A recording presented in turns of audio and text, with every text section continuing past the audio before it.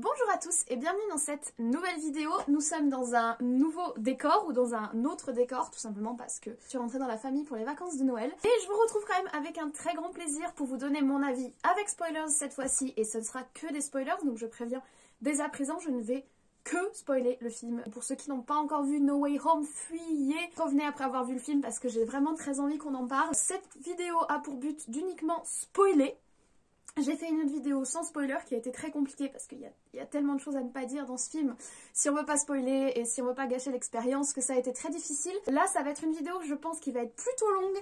Je me suis fait des notes tellement j'ai des choses à dire et tellement j'avais envie que mon propos soit organisé parce que à part dans tous les sens et il y a tellement de choses dont j'ai envie de parler et je suis sûre que j'en ai oublié en plus. Ça va être long, ça va être compliqué mais c'est très enthousiasmant parce que je trouve que c'est un film qui est très intéressant. Étonnamment apporte quelque chose. Bonjour Sissi.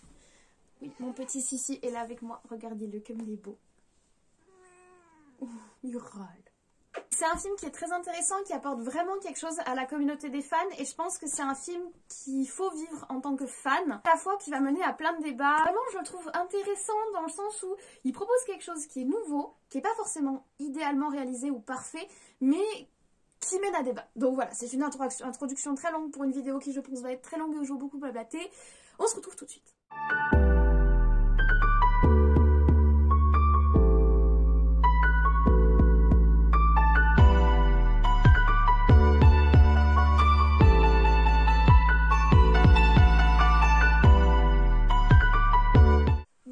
Parler du film No Way Home qui est sorti ce 15 décembre dernier, donc mercredi, et qui est le dernier film du Marvel Cinematic Universe et le troisième film avec comme héros Spider-Man, qui est donc un héros que j'adore.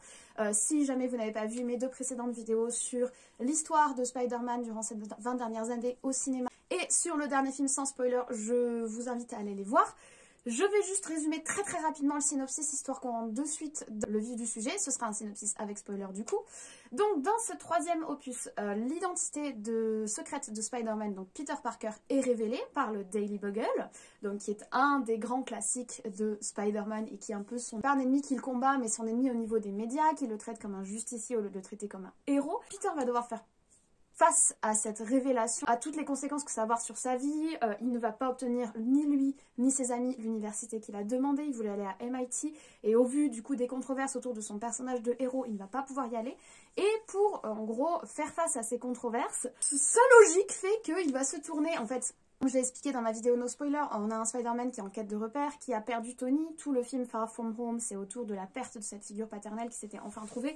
Et là, face à une difficulté, il va se tourner vers une autre figure, un peu l'une des dernières qui lui reste, c'est-à-dire Doctor Strange. Et il va aller solliciter Doctor Strange pour qu'il lance un sort pour faire oublier à tout ce qu'il est, enfin que Spider-Man est Peter Parker. Le problème, c'est qu'il va modifier 15 fois le sort va devenir un petit peu incontrôlable, et au lieu de faire oublier que Peter Parker est Spider-Man, il va attirer dans son univers tous ceux qui, dans d'autres univers, savent que Spider-Man est Peter Parker. Il va donc attirer Dr. Octopus, il va attirer le Bouffon Vert, il va attirer Electro, l'Homme de Sable, donc en gros tous les ennemis des précédents Spider-Man, et il va également attirer les précédents Spider-Man, donc le Spider-Man de Tobey Maguire et le Spider-Man de Andrew Garfield, qui vont se retrouver traînés de force dans l'univers du Spider-Man Tom Holland. Donc on est sur la thématique des multivers, qui est déjà abordée dans Spider-Man New Generation, le dessin animé, mais qui n'avait pas encore été abordé dans un film live-action au cinéma.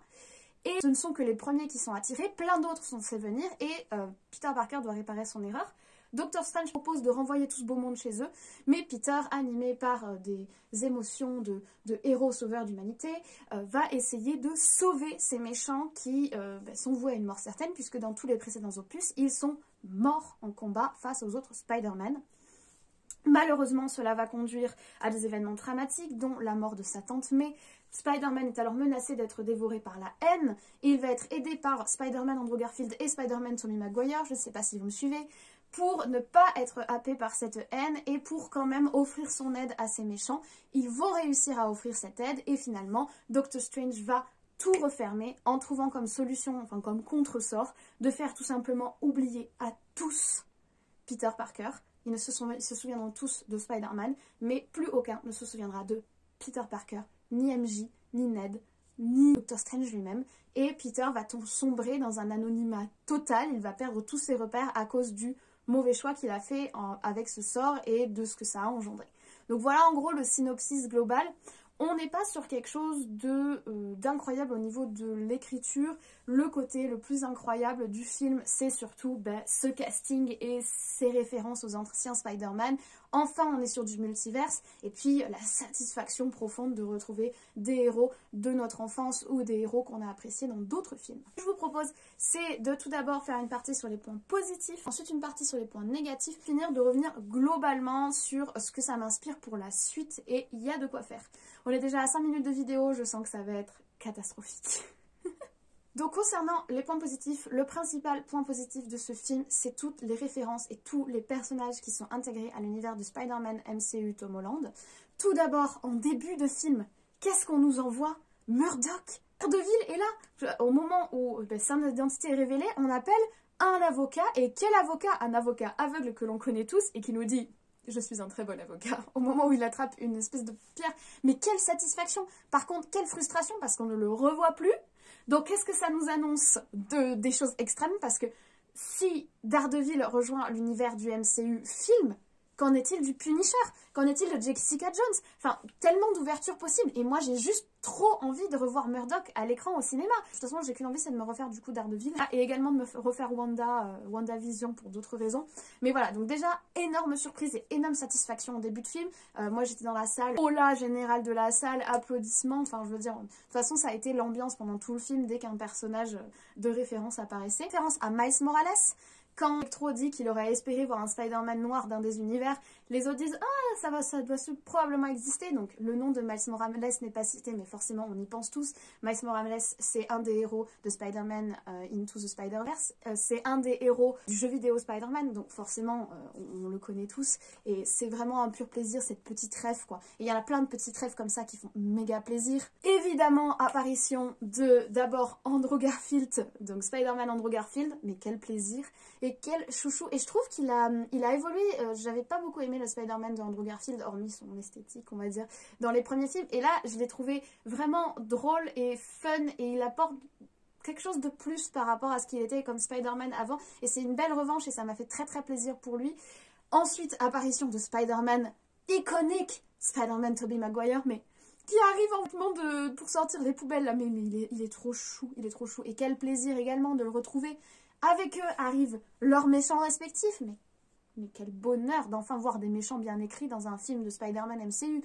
Réapparition du bouffon, le bouffon officiel, pas bébé bouffon, hein, parce qu'on a eu bébé bouffon. On a le bouffon de Willem Dafoe, je pense que ça se prononce, mais qui est toujours exceptionnel dans son rôle et je l'adore, meilleur méchant de Spider-Man. Mais en sous-catégorie de meilleur méchant de Spider-Man, on a Dr Octopus qui arrive, Otto Octavius qui apparaît, et pareil, mais on est trop content. Il est joué par Alfred Molina et il est toujours exceptionnel dans le rôle, il a toujours une dégaine absolument géniale, et quand ils apparaissent à l'écran, pareil, ovation de la salle, parce que quelle satisfaction de fan, et c'est vraiment que ça, c'est de la satisfaction de fan, comme le fait que pour le Daily Buggles, ils aient gardé le même acteur que pour la première saga. Donc J. Jameson est joué par J.K. Simmons, c'est le retour, il est exceptionnel dans ce rôle, et on est tellement content. En plus, j'adore l'évolution, c'est-à-dire, au début, on voit qu'il fait le Daily Buggles dans son salon, comme un petit streamer, et ensuite, direct, il est à la télé, c'est-à-dire que lui-même, on voit son petit succès. Ça me fait tellement plaisir de retrouver le Daily Buggles, c'est vraiment un personnage iconique de l'univers de Spider-Man. Et en fait, ce film, c'est vraiment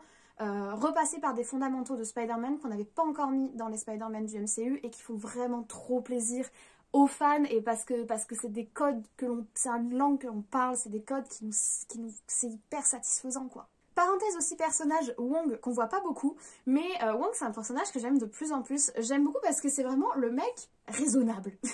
Le gars raisonnable. Et là, dans ce film, il incarne vraiment... En mode, tu vois que Strange, quand il voit que son sort fait n'importe quoi, il se dit « Oh là là, j'espère que Wong va pas le découvrir ». Donc c'est vraiment, Wong, c'est le gars raisonnable. Il y en a qu'un seul dans le lot. Il y a qu'un mec qui est raisonnable et qui fait pas n'importe quoi, c'est Wong, et je l'adore. Et rien que le fait qu'il fasse une petite apparition, ça me fait tellement plaisir qu'il soit là, voilà.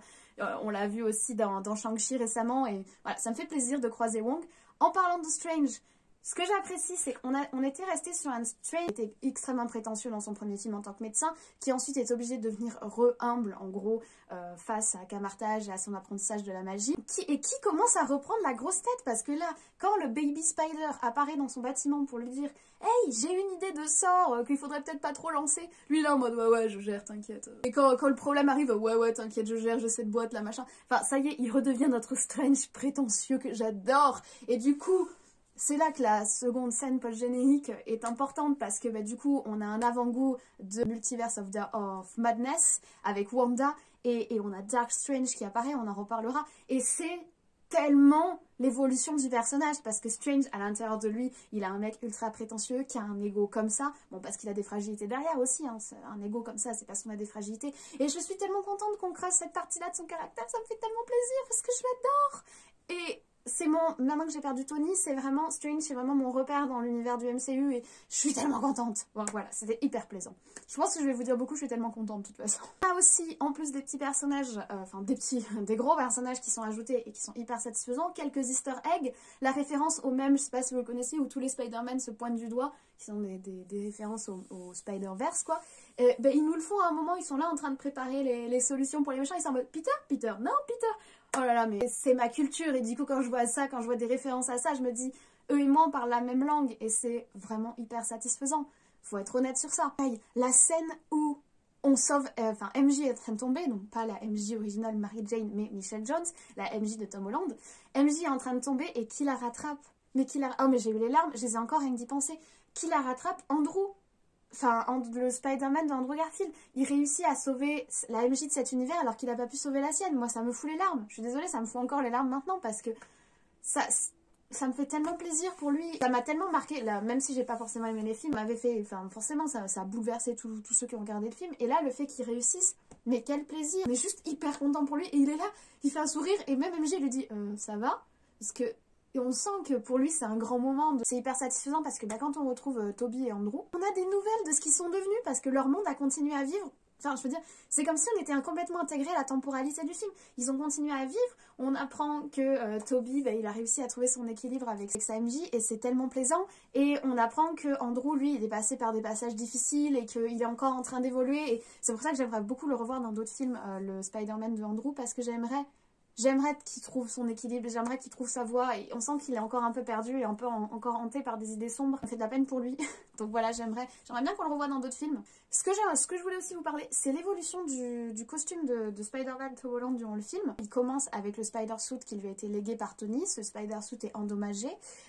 Pendant un moment d'ailleurs il essaye de le réparer, du suit mais où il manque du coup les nanorobots et où on voit toute la technologie apparente. Donc c'est une sorte de transition où on sent que c'est un peu comme s'il se débarrassait de la peau que Tony lui a donnée pour faire ça. C'est un peu comme un papillon qui fait sa chrysalide et qui à la fin du film, une fois qu'il est devenu le Spider-Man anonyme pour tous, on voit qu'il a cousu son propre suit et là c'est un peu comme le papillon qui sort de sa chrysalide et qui a enfin réussi à faire le deuil de sa vie d'avant et de Tony, son père de substitution. Et je trouve ça hyper intéressant cette évolution du costume parce qu'il passe un message durant tout le film et c'est aussi très important. Et là le côté positif du film, c'est cette satisfaction constante parce qu'on nous parle à nous fans. On nous parle directement, ce film nous parle directement. Et il y a une ambiance, dans la salle, il y avait une ambiance de dingue. La salle était blindée, il n'y avait plus une seule place de libre. Et il y avait une ambiance de folie. C'est-à-dire que j'aime pas quand les gens sont insupportables. Mais là, c'était pas des gens insupportables, c'était des gens qui kiffaient leur film et qui kiffaient ça ensemble.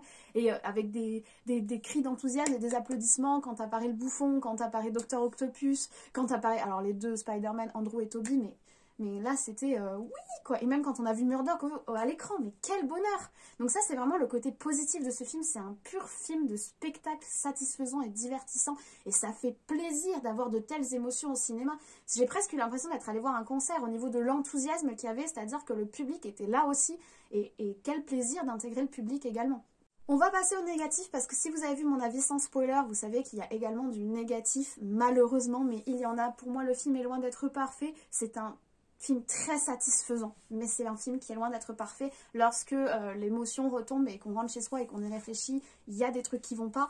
Au niveau des personnages, moi le fait que Ned développe par l'opération du Saint-Esprit divin des pouvoirs magiques là à la Doctor Strange, c'est pas possible. Strange qui est l'un des sorciers les plus puissants, il a mis un temps immémorial à commencer à ouvrir un portail, lui il ouvre ça et ça y est il met la bague, ça y est.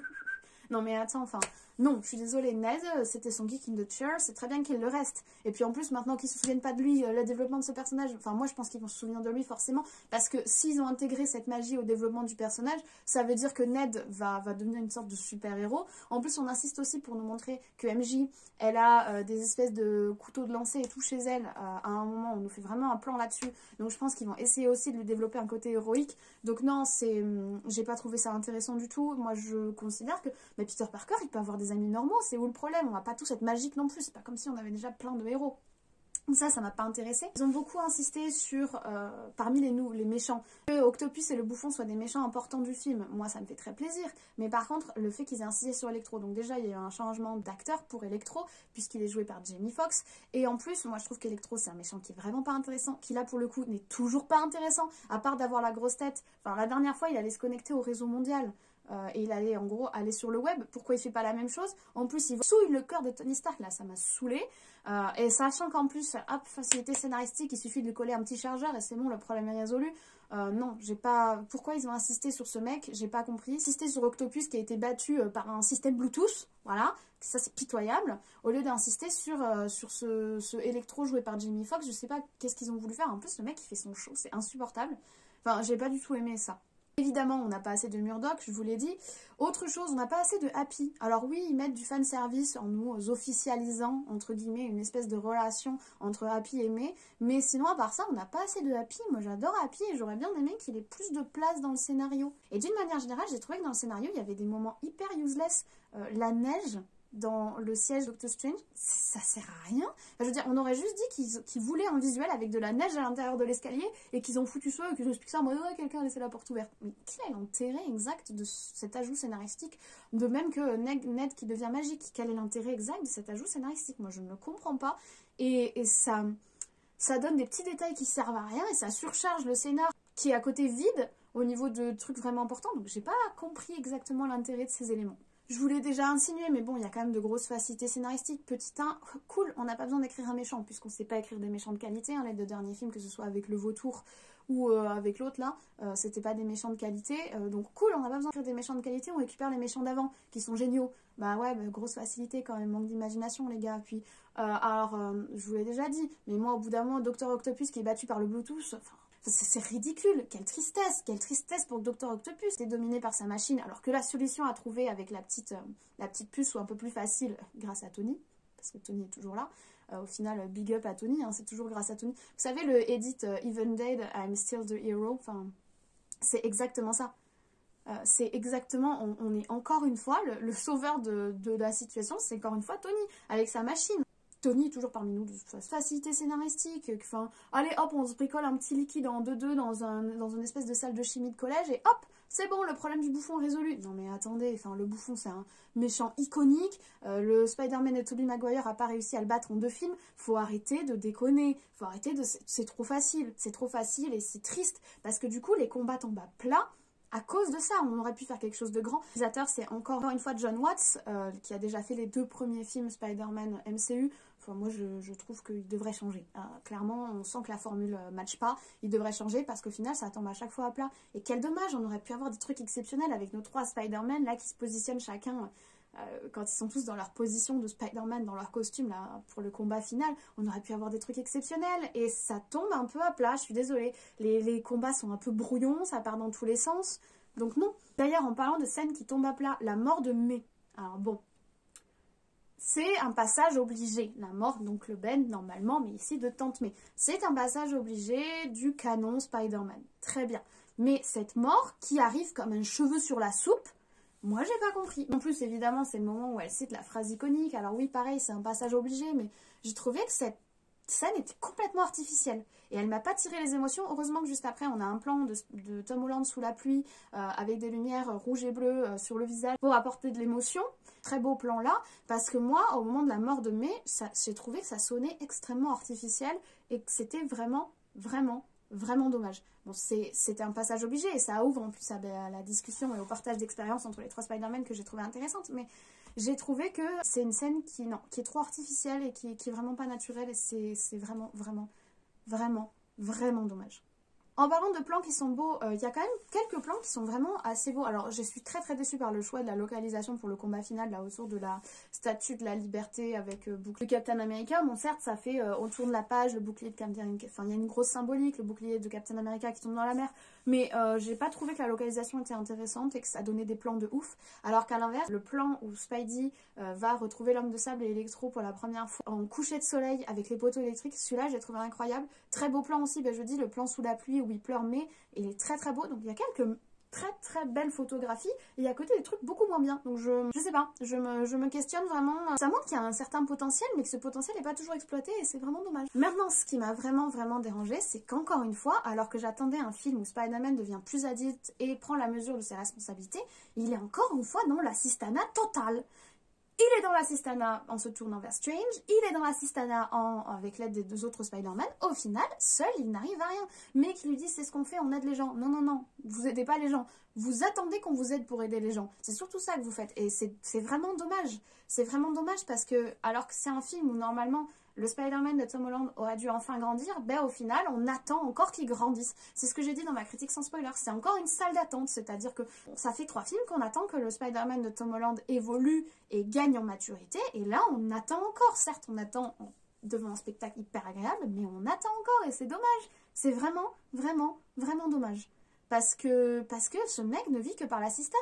Et c'est pas ça Spider-Man. Spider-Man, c'est pas l'assistanat. Je suis désolée. Alors oui, il est jeune, mais c'est pas l'assistanat. Donc j'espère qu'au prochain film, il va porter ses responsabilités, parce qu'un grand pouvoir implique de grandes responsabilités, minces, et qu'il va porter ses responsabilités et qu'il va se battre par lui-même. Au lieu d'attendre tout le temps l'aide d'autrui. Il est tout le temps assisté, ce pauvre garçon. C'est d'une tristesse. Ça me fait de la peine pour lui.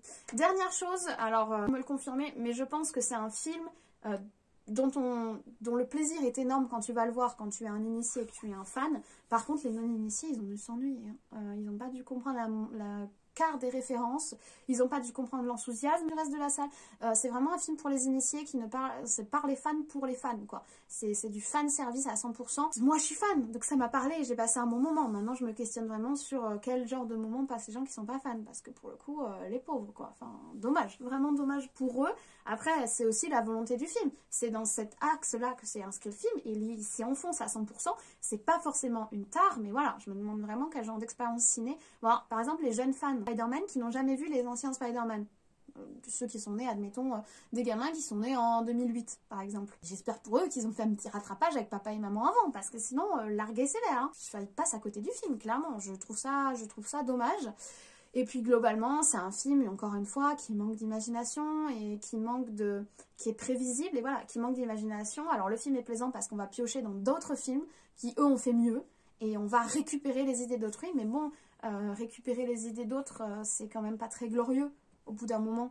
Donc j'espère que pour le prochain film, de toute façon à chaque fois c'est pareil, j'espère que pour le prochain film Spider-Man, on va en voir plus et mieux, avec de la créativité, avec quelque chose de l'ambition. Voilà, c'est dommage. Vous l'avez compris, il y a du positif, il y a aussi du négatif, il y a de la déception malgré le très très bon moment que j'ai passé en salle et au cinéma. À voir comment ça se passe quand on revoit le film, mais il y a aussi beaucoup d'espoir grâce à la deuxième scène post-générique qui est en fait un trailer, on va pas se mentir, une bande-annonce de Strange Multiverse of Darkness. Mais quel plaisir! Seconde scène post-générique, mais quel bonheur!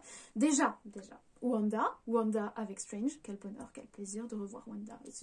J'ai juste trop hâte. Et puis alors, moi, ce que j'ai adoré, c'est Dark Strange. Bon déjà au niveau du visuel, on sent qu'ils tentent des trucs nouveaux. Et c'est bien, parce que dans mon avis no spoiler, on en a marre qu'ils réutilisent le réchauffé du premier de Doctor Strange, avec les bâtiments qui tournent, etc. La dimension miroir, ça on sait, on veut pas du réchauffé de ça, on veut du new, et j'ai l'impression qu'il y a du nouveau, et il y a de la créativité, il y a des nouvelles tentations.